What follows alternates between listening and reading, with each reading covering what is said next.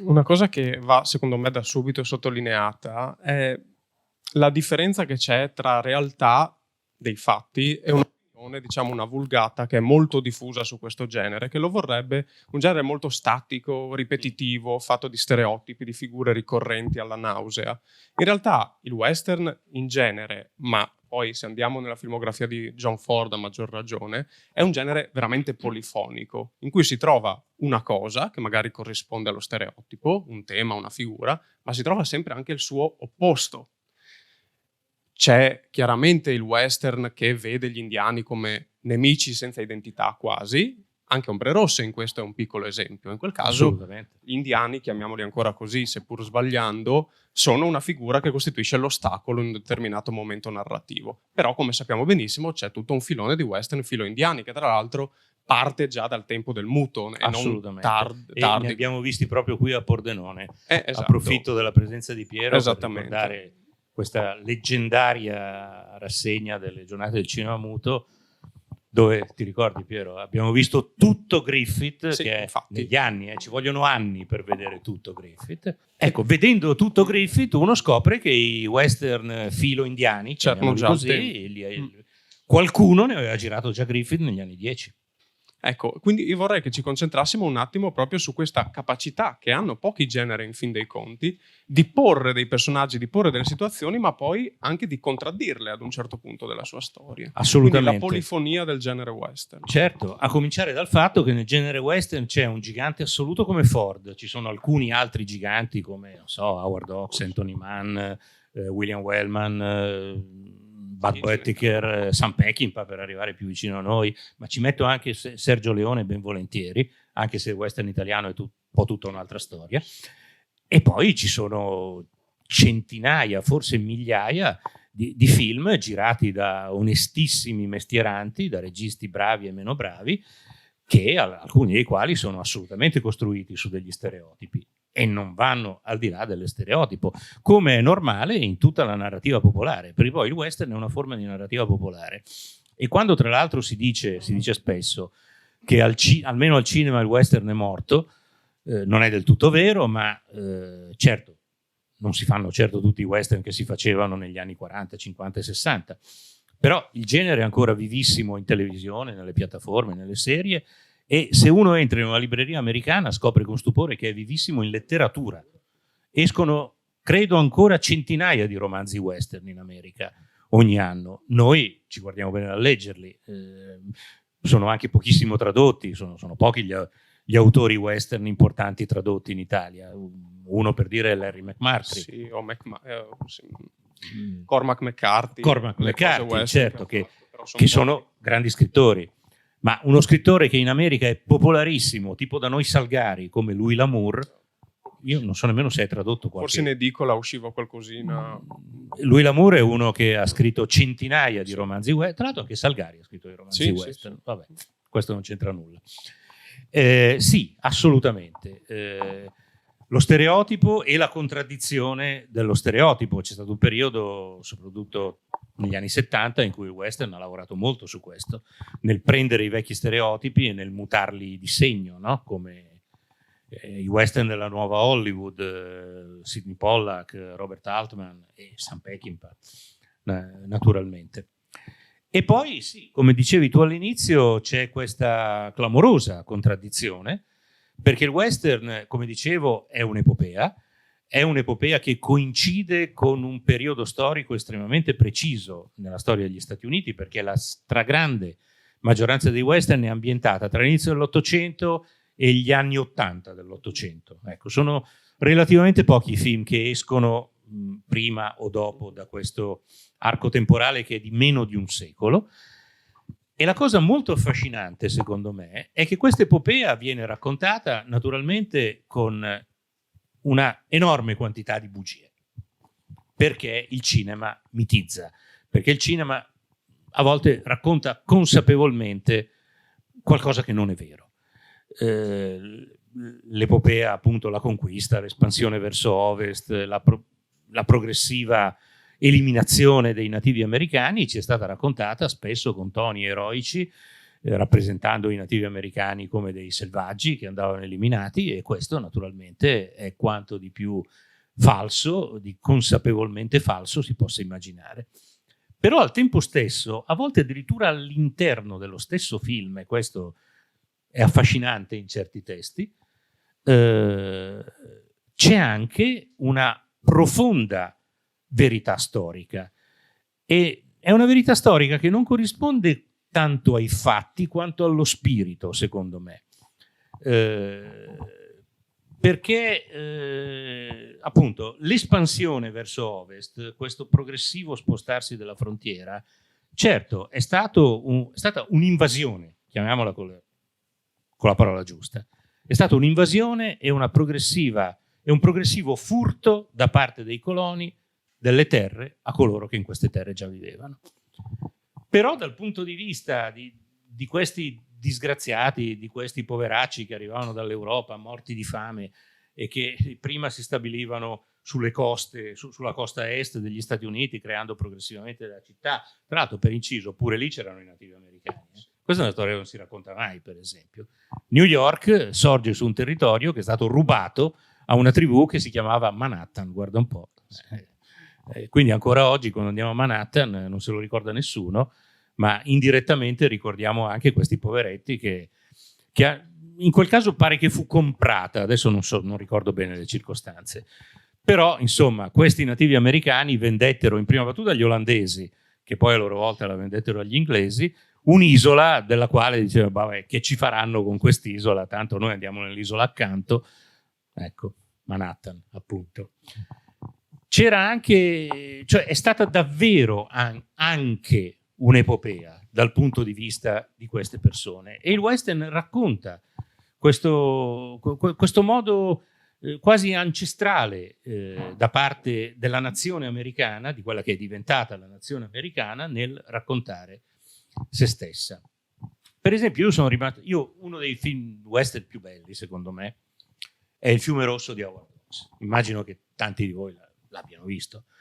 Il fiume rosso è naturalmente un grande romanzo, è un grande romanzo di formazione, perché la storia, se uno lo analizza proprio dal punto di vista strettamente narrativo, è la storia di un uomo solo che gira, che prende possesso di questa terra insieme a un amico, sono John Wayne e Walter Brennan, come ricorderete, e che però trova un ragazzo che è l'unico superstite di una carovana che è stata distrutta dai soliti indiani cattivi, e adotta questo ragazzo. Quindi è in realtà il vero protagonista del fiume rosso è Montgomery Clift, è suo il percorso di crescita, di formazione, fino a diventare un possidente tollerante rispetto al possidente dispotico, feroce, crudele che è John Wayne, e alla fine c'è anche un po' una riconciliazione tra queste due figure, no? Una figura paterna e una figura filiale. Questa è una classica storia, è un classico racconto popolare, insomma. Un ragazzo che diventa uomo e un uomo che con contrasti, con lotte, lo aiuta a diventare uomo, poi c'è il conflitto, il padre che viene rifiutato, che viene metaforicamente ucciso, e poi alla fine c'è la riconciliazione. Ok, perfetto, tutto lineare. La cosa molto interessante è che invece dal punto di vista dei luoghi, di quello che avviene, lo spostamento della mandria, ricorderete, no? Loro hanno questa mandria in una zona dove però non si riesce a farla fruttare, bisogna andare nel Missouri perché nel Missouri ci sono le ferrovie, bla bla bla, eccetera eccetera. Beh, da quel punto di vista, se uno va a leggersi le cronache dell'epoca, il fiume rosso è un documentario. La pista Chisholm, di cui parlano, esisteva davvero, ed era una pista che era stata tracciata da una guida che era un meticcio e da un nativo americano che faceva la guida insieme a lui. Perché poi c'è stato lo sterminio, ma ci sono stati anche momenti di collaborazione, di trattati commerciali. Un altro film che tutti ricordate sicuramente benissimo e che per me è stato veramente... c'è stato un lavorio anche psicologico forte su questo film, è Sentieri Selvaggi. Sentieri Selvaggi è uno dei capolavori di Ford, naturalmente, ed è un film che penso tutti noi conosciamo, io l'ho visto non so quante volte, tra l'altro è un film che potrei veramente rivedere tutti i giorni.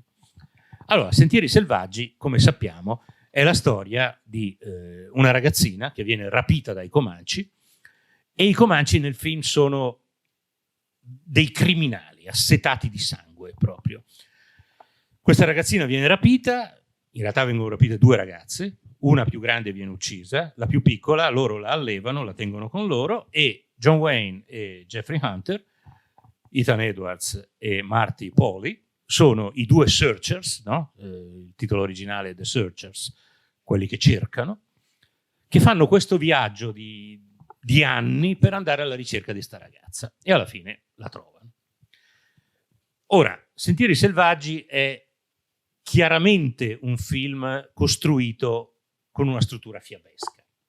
C'è la ricerca, la quest, no? Come dicono gli americani, e c'è questo viaggio che sembra durare anni, sembra percorrere migliaia di chilometri, e chi è stato nella Monument Valley, io sono stato 2 volte ma consiglio a tutti di andarci, il luogo che Ford usava sempre come quinta dei suoi film, ecco, chi è stato nella Monument Valley si rende conto che in Sentieri selvaggi questi stanno in viaggio per anni, fanno migliaia di chilometri e sono sempre nel raggio di 3-4 chilometri.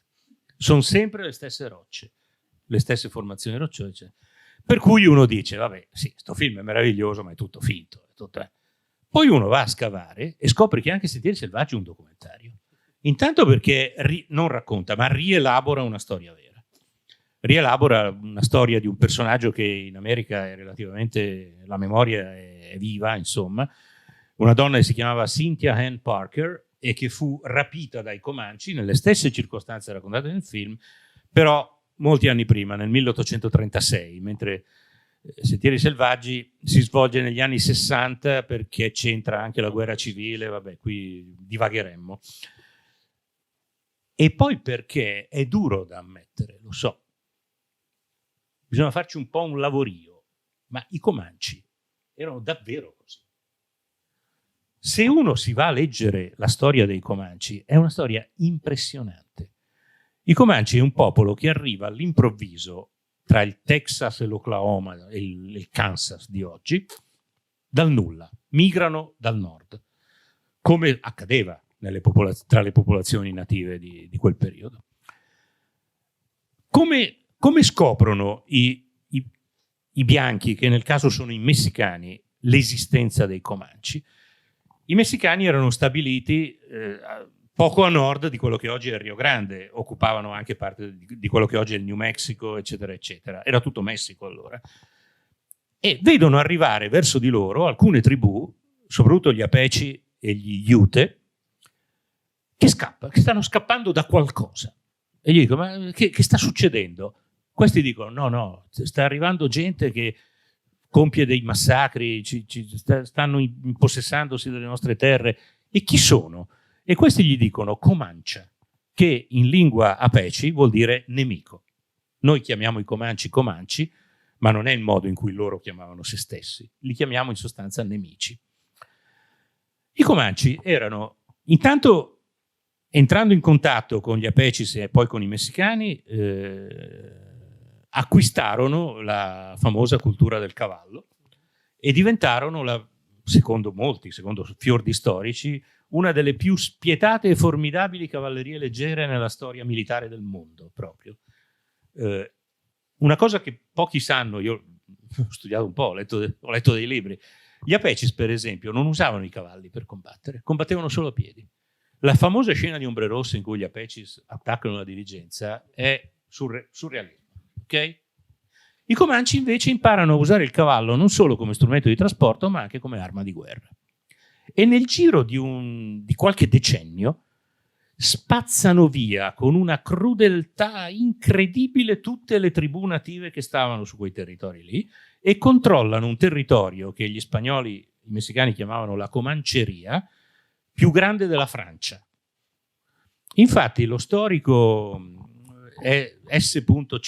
Gwynn, che ha scritto un libro bellissimo sui Comanci in cui parla anche di Sentieri selvaggi, dice che anche se la durata è più breve, l'apparizione dei Comanci nelle pianure centrali degli Stati Uniti è qualcosa di paragonabile all'impero romano per la violenza e per il modo in cui si impossessano di territori vastissimi e cominciano poi a commerciare con i bianchi. Il Texas, nel periodo degli anni 30 dell'Ottocento, nel periodo in cui viene rapita appunto Cynthia Ann Parker, ma la storia di Cynthia Ann Parker è solo una delle tante, pensate, in quel momento lì è l'unico punto in cui la frontiera non avanza, perché non si riesce ad avere a che fare con questa gente, con questo popolo, che compie delle scorrerie ferocissime, ammazza tutti quelli che trova, tranne i ragazzini. Quello è un dato storico. Rapivano i ragazzini e poi li rivendevano. Li allevavano, a volte li tenevano nella tribù, a volte li rivendevano. C'era tutta una tratta di prigionieri, sia con i messicani che con quelli che chiameremmo americani. E quindi Sentieri Selvaggi descrive in maniera incredibilmente realistica un contesto storico in cui da una parte e dall'altra c'era una ferocia e veramente una crudeltà, anche da parte dei bianchi naturalmente, incredibili. Quel periodo lì, i primi 40-50 anni dell'Ottocento, tra Texas, Oklahoma, eccetera, eccetera, è stato uno dei periodi più terrificanti nella storia dell'umanità. E Sentieri Selvaggi restituisce con grande forza questa cosa. Quindi, ecco, in entrambi questi esempi, che sono due grandi classici, Il fiume rosso e Sentieri Selvaggi, c'è il mito, c'è appunto la costruzione mitologica delle storie, perché poi Sentieri Selvaggi è, come ho scritto nel libro di John Ford, è l'Iliade e l'Odissea messi assieme. Cioè l'Odissea perché all'inizio John Wayne torna dalla guerra e ritrova la famiglia, ma la famiglia viene subito distrutta. L'Iliade perché c'è questa situazione di guerra ininterrotta, eccetera, eccetera. E però c'è il mito, c'è la storia che convivono perfettamente.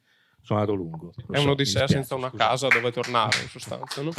È un'odissea senza una casa dove tornare. Sì.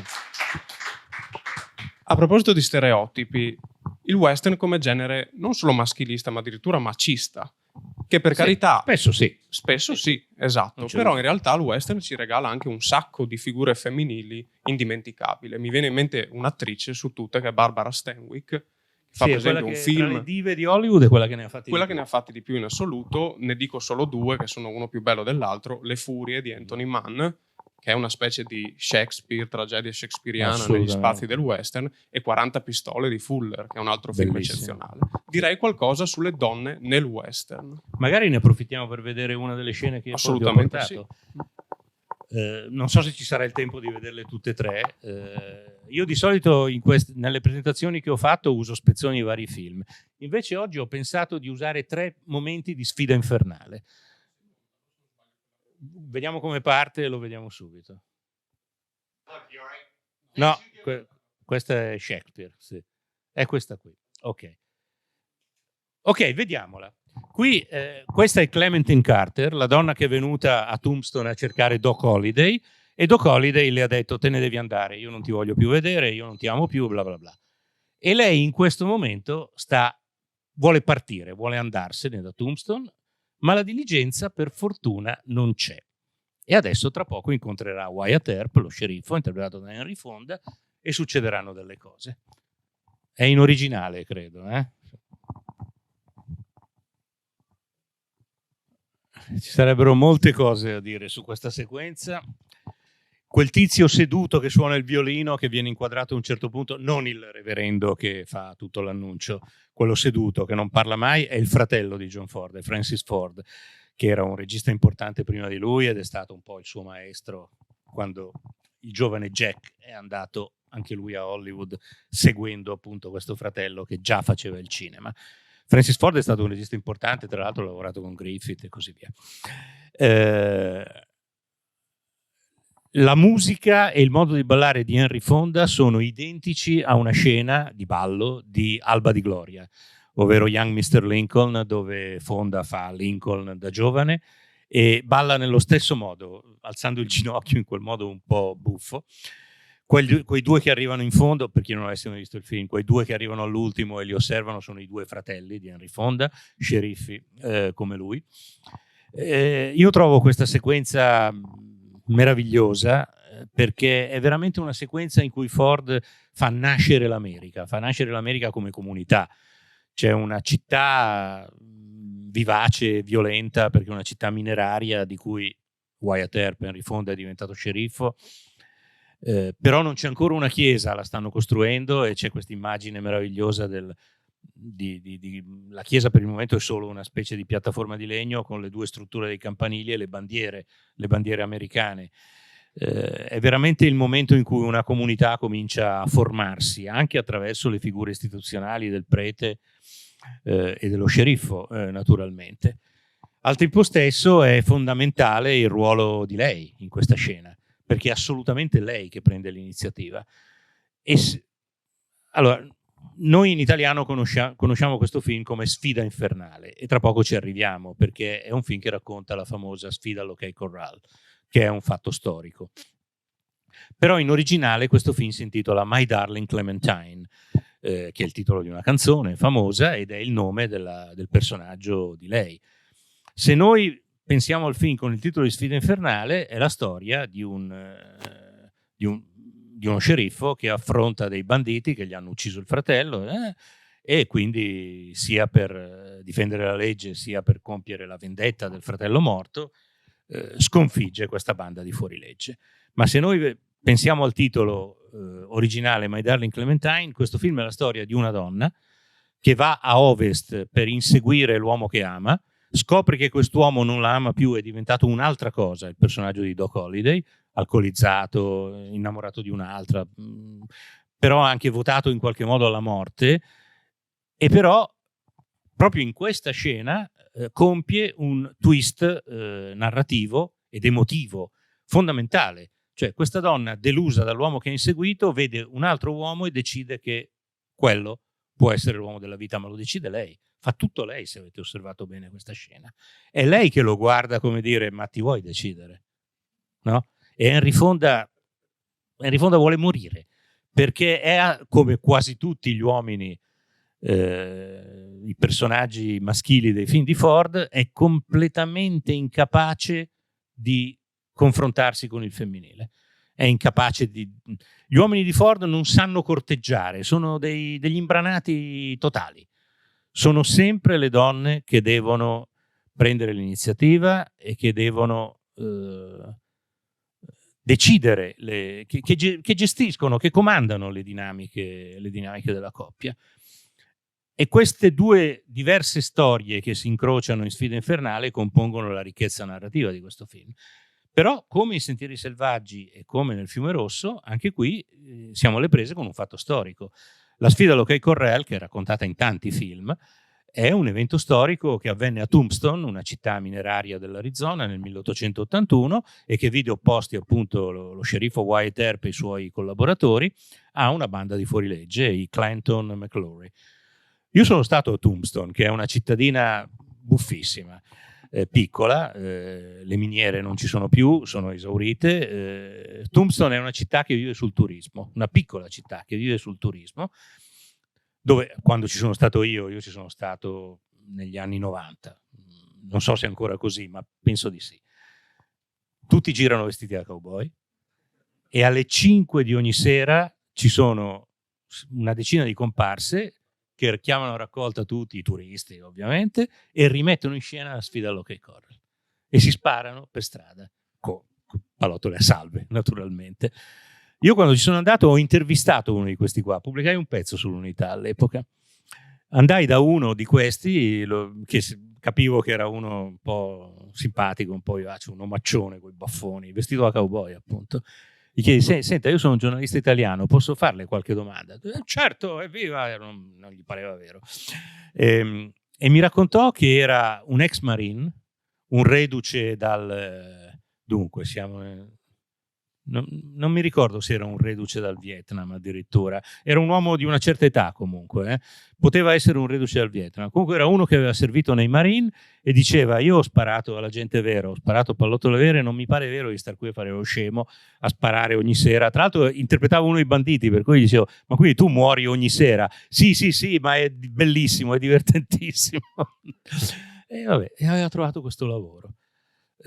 Quindi lì, tra l'altro, Tombstone è in una zona completamente diversa dalla Monument Valley, per cui Ford prende un evento storico, ma lo ricrea in modo completamente libero, ambientando Tombstone in un contesto geografico diverso. La Monument Valley, appunto, che è molto più spettacolare, Tombstone sorge in una zona di colline banalissime. Quindi anche qua, di nuovo, c'è la storia, perché White Earp è un personaggio storico, i Clanton sono personaggi storici, e però c'è anche, come sempre nei film di Ford, la leggenda, no? Quando la leggenda diventa realtà, stampate la leggenda, no? Questo è l'uomo che uccise Liberty Valance. Parto da Henry Fonda e ricordo che Ford ha avuto a un certo punto anche il coraggio, ben prima di C'era una volta il West di Leone, di utilizzarlo contro il ruolo nel massacro di Fort Apache, in cui non è il buono, ma è questo ufficiale, no, dell'esercito Ottuso, che sembra uscito dalle pagine di Tex, no, delle storie di Tex con gli indiani, in cui c'è la classica figura del militare pazzo che uccide per questa volontà di potenza gli indiani.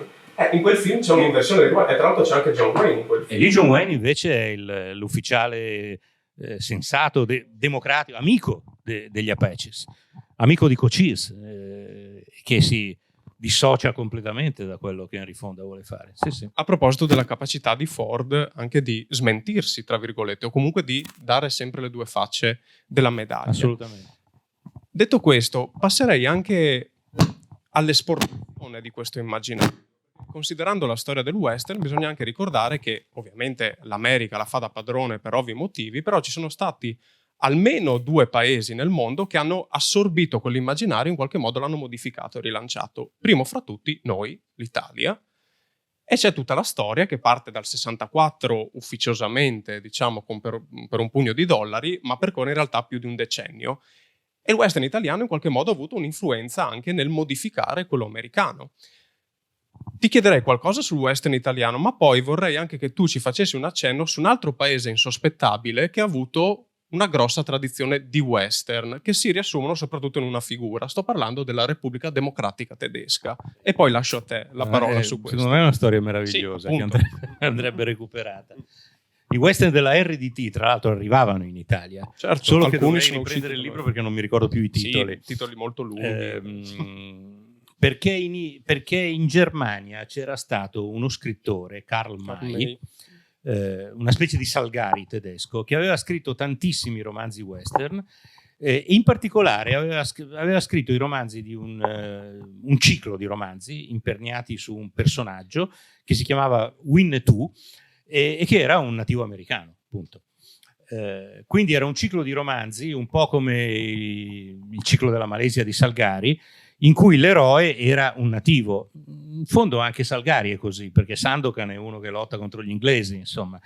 E questi romanzi in Germania, scusate, erano popolarissimi, e quindi già, per esempio, Fritz Lang ne era un appassionato lettore, ma pare che anche Hitler ne fosse un lettore piuttosto entusiasta.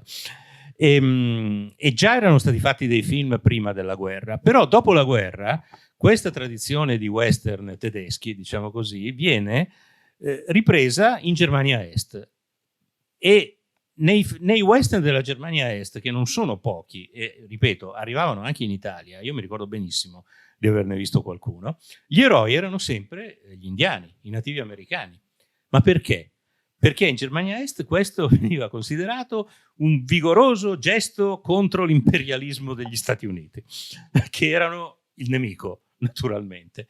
L'altra cosa buffa è che spesso questi western venivano girati o in Jugoslavia o addirittura nelle repubbliche sovietiche. Qualcuno era girato nei deserti del Kazakhstan, del Kirghizistan, così.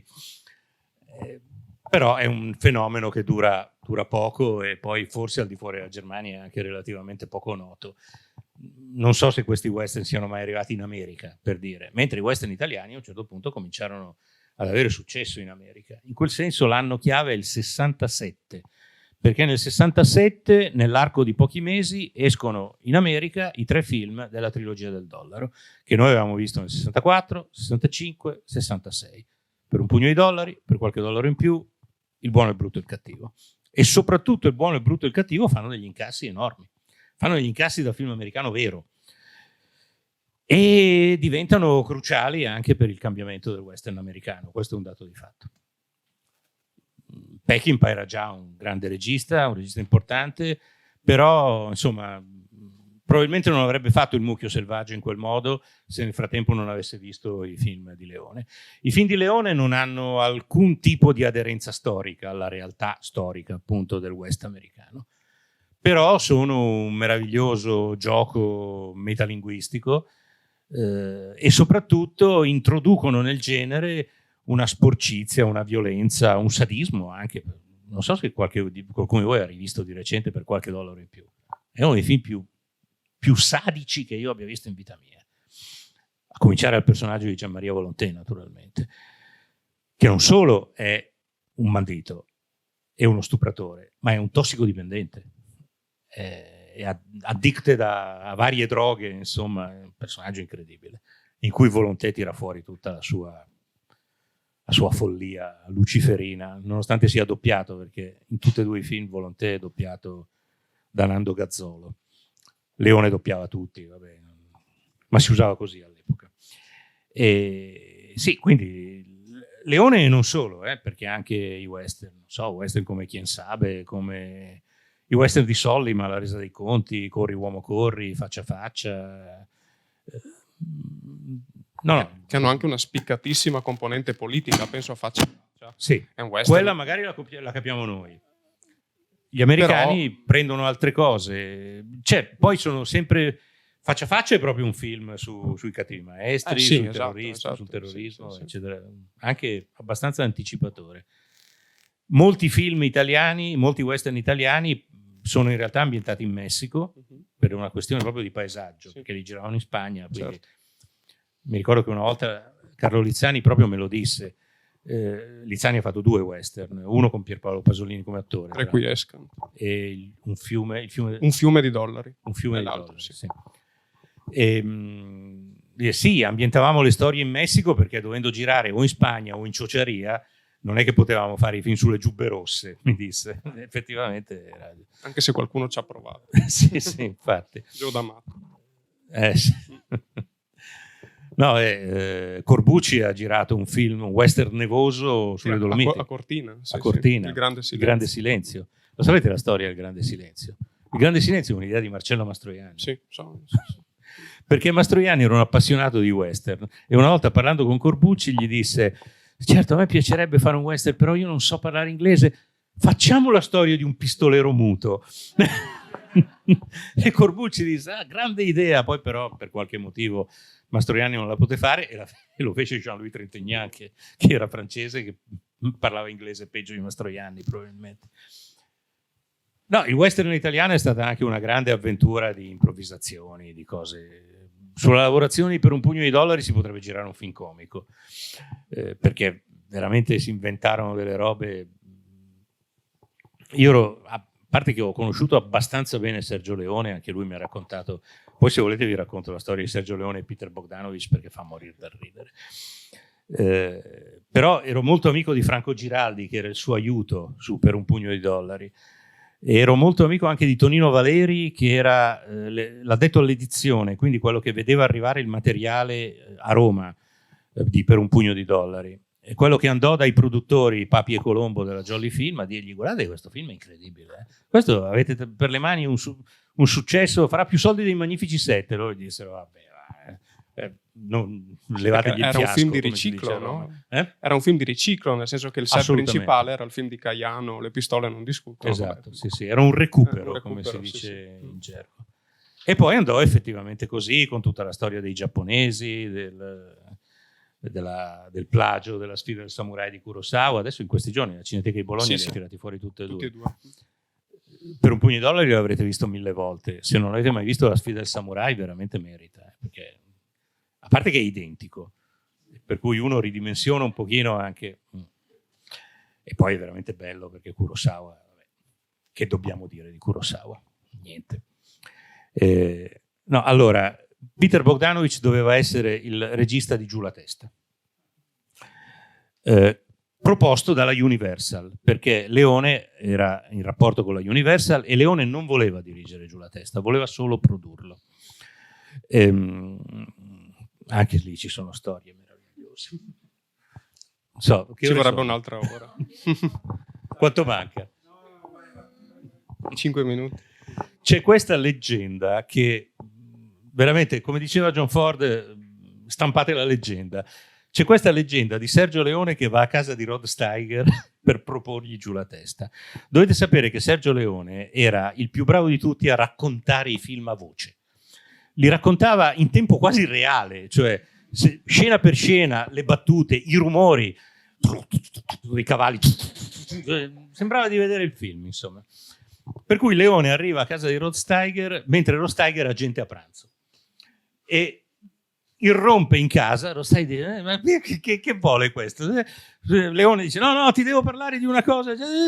E gli racconta tutto il film. Con questi che lo guardano con gli occhi di fuori, dice, ammazza, questo è matto, però è un genio. E alla fine Rod Steiger gli dice, no, guarda, mi hai convinto, lo faccio sto film, lo faccio. Leone dice, bene, via, e se ne va. Questi si rimettono a mangiare e scoprono che mentre Leone raccontava il film si era anche mangiato tutto quello che stava sulla tavola. Giuro, non so se è vero, me l'hanno raccontato, non so se è vero, ma mi piace pensare che sia vero. Peter Bogdanovich invece viene proposto dalla Universal per dirigere Giù la testa e viene a Roma. E Leone raccontava, è venuto a Roma sto tizio. Bogdanovich non aveva ancora fatto l'ultimo spettacolo, aveva fatto solo il primo film, Targets, Bersagli, quello con Boris Karloff. Viene a Roma e si porta appresso sto film. Si porta la copia di sto film e Leone diceva, ha cominciato a far vedere sto film a tutti quanti, a romper cazzo tutti, perché c'è... E io intanto aspettavo che a un certo punto l'ho convocato e io, questo è il soggetto, mo scrivi una sceneggiatura, scrivi un po' di pezzo di sceneggiatura, vediamo un po' che sai fa. Gli dà una settimana di tempo, una settimana dopo Bogdanovich gli porta alcune pagine, un abbozzo di sceneggiatura in inglese. Leone in inglese non sapeva nemmeno dire good morning, per cui le fa tradurre. Faccio tradurre sta roba. Non credo ai miei occhi, mai letta una stronzata simile. Allora penso, sto traduttore capisce un cazzo, l'ha fatto tradurre a un altro. Stessa cosa. Allora è proprio lui. Chiama Bogdanovich, questo è il racconto di Sergio Leone. Se ci fosse Peter Bogdanovich racconterebbe probabilmente un'altra storia. Chiama Bogdanovich e lo insulta a morte dicendogli che è un idiota, che è un incapace, eccetera, eccetera.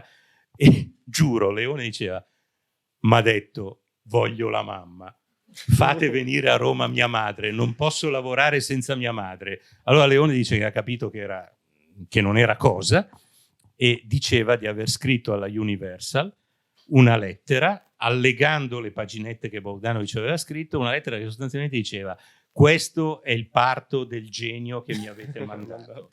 Secondo Leone, qualche giorno dopo è arrivato un telegramma dalla Universal che diceva rispedire a Los Angeles il signor Bogdanovich in classe turistica. A quel punto James Coburn e Rod Steiger a quel punto Leone pensò a Peckinpah per dirigere il film, ma sempre lui diceva che Steiger e Coburn non erano d'accordo. È strano perché poi Coburn ha lavorato con Peckinpah. Comunque Leone l'ha raccontata così, sempre per la serie Leggende. Alla fine lo convinsero a dirigerlo lui. Lui era già, pensate, siamo nel 70-71, ma lui era già al lavoro su C'era una volta in America, che è un progetto che è durato 20 anni. E poi finalmente è riuscito a farlo. Vabbè, basta. Vediamo... Dai, per salutarci vediamo solo il finale di Sfida Infernale. Shakespeare, pazienza, dai. Questo è un finale sul quale io piango sempre, adesso mi sono trattenuto. Volevo dire due cose. Questo è un film che fu sottratto a Ford al montaggio. Era l'ultimo film che lui dirigeva per la 20th Century Fox, poi finiva il contratto, poi sarebbe diventato un produttore indipendente. E il film fu piuttosto pesantemente ritoccato al montaggio da Darryl Zanuck, che era il capo della Fox, che però non era un produttore stupido, tanto perché il film comunque mi sembra meraviglioso. Poi qualche anno fa è uscito un doppio DVD con il montaggio di Ford, Ed effettivamente nel montaggio di Ford un paio di punti narrativi non erano tanto chiari. Si sa che Zanuck ha aggiunto delle scene, per esempio la scena, se ve la ricordate, in cui Fonda va sulla tomba del fratello a parlare con il fratello morto. Quella non l'ha girata Ford, quello si sa. Qui, se avete notato, c'è quando lui le dà un bacio sulla guancia, si vede benissimo che quella scena è girata in teatro di posa, non è girata in esterni, quindi è girata successivamente, e non so, potrebbe essere anche quello un inserto non girato da Ford, che naturalmente nelle scene d'amore è sempre incredibilmente ritroso, no? Sempre casto. Qui secondo me Ford sicuramente non voleva il bacio finale, la dichiarazione d'amore. Avete sentito cosa si dicono? Lei dice: avevo pensato tante cose da dire ma adesso non mi vengono. Lui dice: sì, ma'am, la capisco. Lui per tutto il film la chiama ma'am, cioè signora. Ma'am sta per madam, non vuol dire mamma.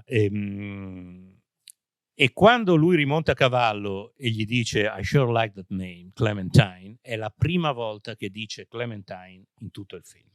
Non l'ha mai chiamata per nome prima di questo momento.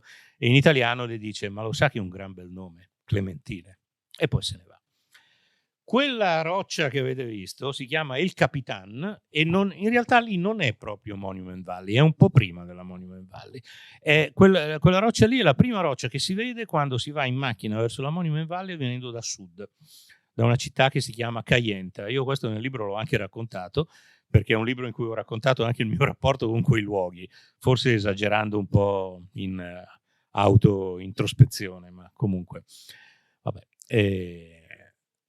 Facendo quella strada in macchina, a un certo punto si fa un piccolo valico e ci si trova di fronte a sta montagna all'orizzonte. Tanto sta roccia stranissima che sorge da sola nel mezzo di una pianura desertica. La strada coincide esattamente con il sentiero che si vede nel film. Cioè hanno asfaltato quel sentiero, in sostanza. E io quando sono arrivato lì in macchina mi sono fermato e ho pensato: mamma mia, sono nel finale di Sfida Infernale. Mi sono fermato e sono stato lì mezz'ora a guardare sta montagna. Giuro che quelli che passavano avranno pensato o che avevo forato o che ero un matto. Vabbè, pensassero quello che volevano. Beh, Carlo Gabersek ne ha fatte migliaia così. E Carlo Gabersek, come forse alcuni di voi sanno, è il più grande geografo del western ed è una gloria friulana importante, un insegnante di storia dell'arte, vero Piero? Sì, insegna storia dell'arte. Sì, che ha scritto dei libri fondamentali sui luoghi del western. Lui quelle zone lì le ha percorse centimetro per centimetro, perché non so se lo sapete, ma Carlo Gabersek è uno che non soltanto andava in quei luoghi a memoria, o forse si faceva dei disegni, non lo so, non è come adesso che uno può avere l'inquadratura del film sul telefonino. Ma lui cercava addirittura le prove del punto macchina, del punto dove stava la macchina da presa, cercava un chiodo, un pezzo di legno, un frammento di pellicola, per avere la prova archeologica proprio che la macchina da presa era stata messa in quel punto lì. Un lavoro pazzesco che però a cui ancora tutti ci abbeveriamo. Se vogliamo una nota velocissimissima su Soldato Blu, visto che era stato chiesto, e poi dobbiamo purtroppo chiudere, certo, perché staremo ci mancherebbe. Soldato Blu è un film che non rivedo dal 1972-73, non mi ricordo. Non l'ho visto subito perché era vietato, tra l'altro, Soldato Blu, come ricorderete. Era un film molto violento, con una... si vedevano teste mozzate, sangue che scorreva a fiumi, l'assalto finale. Come tutti sapete è un western che parla del Vietnam, in realtà. È un film che venne realizzato sull'onda della famosa strage di My Lai, quel villaggio vietnamita dove i Marines sterminarono tutta la popolazione, le donne, i ragazzini e così via. Ed è un film molto legato a quel momento, molto legato all'impatto terribile che la guerra del Vietnam, vista in televisione, letta sui giornali, aveva nella società americana, come altri film di quegli anni, come anche Piccolo Grande Uomo, come Nessuna pietà per Ulzana. Nessuna pietà per Ulzana, come anche forse La notte dell'agguato di Mulligan, che è un film bellissimo secondo me, in cui questo guerriero Apache che non si vede mai ha veramente delle tecniche di guerriglia da Viet Cong impressionante. Non so quanto Soldato Blu quanto film regga alla prova del tempo. Io ho rivisto Piccolo Grande Uomo anche di recente. Piccolo Grande Uomo secondo me è un film che regge ancora molto bene, perché tra l'altro è anche un film comico. Piccolo Grande Uomo è un film con un sacco di situazioni buffe alternate a situazioni drammatiche, naturalmente. Soldato Blu, ho l'impressione che fosse un film molto, ripeto, molto legato allo spirito di quel tempo, però ho un ricordo leggendario di Candice Bergen, che in quel film era veramente di una bellezza sconcertante. Ringrazierei con un grandissimo applauso Alberto Crespi.